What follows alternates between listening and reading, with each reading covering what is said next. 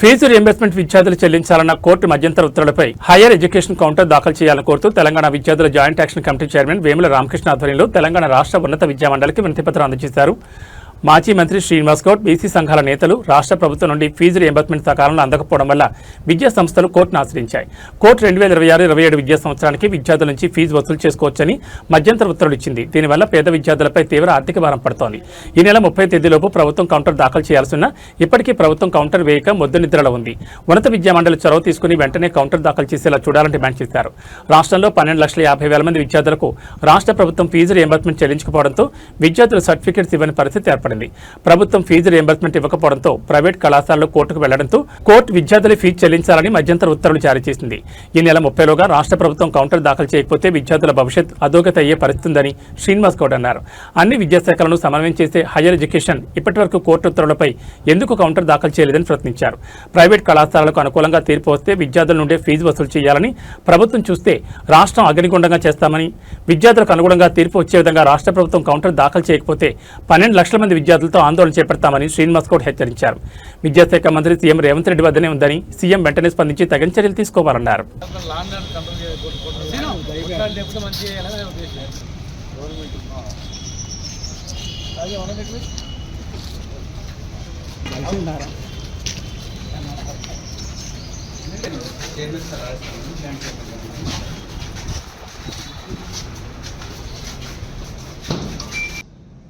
Fee reimbursement అన్నందుకు certificates ప్రైవేట్లో పోయి ఉద్యోగాలు చేసి కౌంటర్ వేయలేదని చెప్పి స్టూడెంట్స్తో వసూలు చేయండి అని చెప్పించినాను. మరి భవిష్యత్తు ఏమైపోతుంది? ఫస్ట్ స్టేజ్లో ఫస్ట్ ధర్నా చేసిన వారు పిలిచి మాట 30th లోపల వేస్తామని చెప్పింది. ప్లస్ మీరే higher education highest authority college ranking రాజే సార్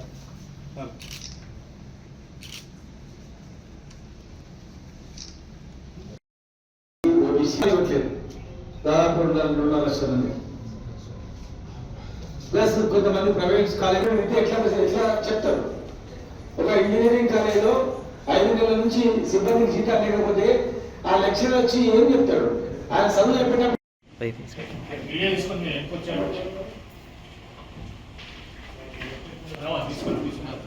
దగ్గరికి వచ్చి మరి వారి తరఫున వచ్చిన వ్యక్తితో మాట్లాడడం జరిగింది. ఈ రాష్ట్రంలో 12,50,000 మంది విద్యార్థులు ఫీజు రియంబర్స్మెంట్ బకాయి ఇయ్యనందుకు వాళ్ళ యొక్క సర్టిఫికేట్స్ అన్నీ కూడా ప్రైవేట్ కాలేజీలలో ఇరుక్కపోయినాయి. దానికి సంబంధించినటువంటి కేసు ప్రైవేట్ కాలేజీ వాళ్ళందరూ హైకోర్టుకు పోయింది. గవర్నమెంట్ ఇస్తలేదు, మేము స్టూడెంట్స్ దగ్గరనే వసూలు చేసుకుంటాం అని చెప్పి. మరి ప్రైవేట్ యజమాన్యందు కూడా తప్పులేదు. ఎందుకంటే వాళ్ళు ప్రైవేట్ కాలేజీలు పెట్టుకొని ప్రైవేట్ కాలేజీ వాళ్ళే 12 దాదాపు 2,40,000 మందికి ఉద్యోగాలు ఇచ్చి జీతభత్యాలు ఇచ్చి నడుపుతున్న వాళ్ళు. సక్రమంగా ఫీజులు వస్తే నడుస్తాయి. మరి వీళ్ళు బకాయిలు పడ్డందుకు వాళ్ళ పరిస్థితి ఏమైందంటే ప్రైవేట్ కాలేజీ వాళ్ళు కూడా ఇంకా బిల్డింగ్ ప్రైవేట్లో ఉన్నాయి, కిరాయికి కిరాయి కట్టలేక, కరెంట్ బిల్లు కట్టలేక, నీళ్ళ బిల్లు కట్టలేక చివరకు వాళ్ళ దగ్గర పనిచేసే ఎంప్లాయీస్ కూడా జీతాలు ఇవ్వలేక నడుస్తూ ఉంది. మరి జీతాలు లేకుండా ఏ లెక్చరర్ ఎట్లా నాణ్యమైన విద్య అభ్యసిస్తాడు చెప్తాడు? జీతాలు లేనందుకు 4-5 నెలల జీతాలు లేనందుకు పనిచేసే లెక్చరర్స్ కానీ పనిచేసే సిబ్బంది కానీ సరిగ్గా పనిచేయరు.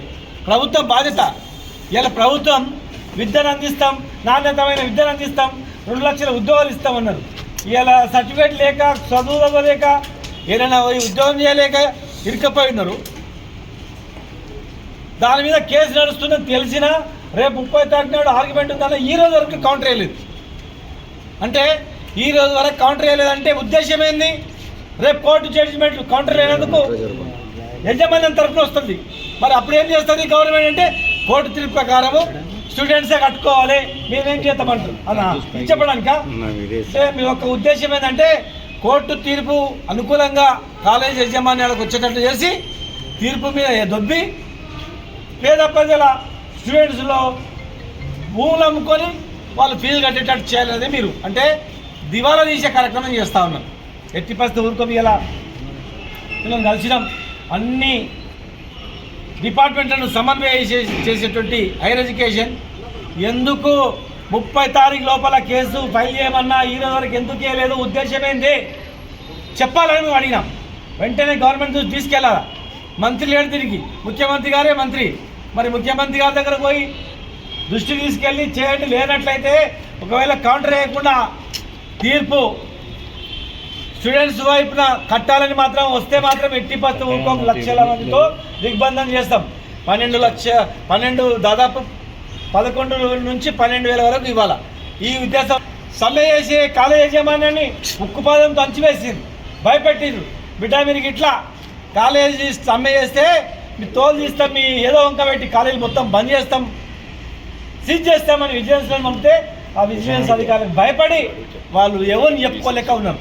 కానీ మీ ఇద్దరి మధ్యలో పేద విద్యార్థులు బీసీ ఎస్సీ ఎస్టీలే కాకుండా ఓసీలో ఉన్నటువంటి నిరుపేదలు కూడా ఉన్నారు. కనుక వెంటనే మరి ఫీజు రియంబర్స్మెంట్ చెల్లించాలి, కౌంటర్ కూడా వేయాలని మేము డిమాండ్. లేనట్లయితే 30 తారీఖు తర్వాత వేలాది మందితో పెద్ద ఎత్తున మేము కార్యక్రమం నిర్వహిస్తాం. గ్యారెంటీగా ఎట్టి పరిస్థితిలో ఊరుకోం.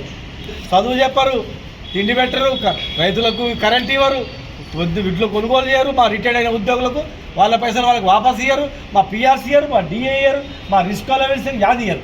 ఏమిస్తారు? ఎక్కడ పోతున్న పైసలు? 2,50,000 కోట్ల అప్పు ఎక్కడ పోయింది? తెచ్చిన పైసలు ఖచ్చితంగా ఎట్టి పరిస్థితిలో వదులుకోం. నిన్ననే ఒక విద్యార్థి, ఒక ఆర్టీసీ ఉద్యోగి చనిపోయింది. ఒక విద్యార్థి కూడా స్టార్ట్ అయితే కుప్పకూలిపోతే గవర్నమెంట్ అని మరి ఇలా ఎంతో అంతో ఇచ్చి ఒప్పించారు. కానీ స్టూడెంట్స్ను మాత్రం ఒప్పించే పరిస్థితి ఉండదు. కాలేజ్ యజమాన్యాన్ని బంధించి తెరిపించినా చాలా వరకు చాలా నష్టం జరుగుతూ ఉంది. కొంతమంది కాలేజ్ యాజమాన్యం మీ ఫీజు కడతారు కనుక మీ గ్రేస్ మార్కులు అవి కలిపేది ఉంటుంది, అవి కూడా కలపమని కూడా వేధింపులు చేస్తూ ఉన్నారు. తప్పని పరిస్థితులు వాళ్ళు కూడా. కనుక ప్రభుత్వమే మొత్తం బాధ్యత తీసుకోవాలని మేము డిమాండ్ చేస్తున్నాం. లేని పక్షాన పెద్ద ఎత్తున ఆందోళన కార్యక్రమం చేపడతాం.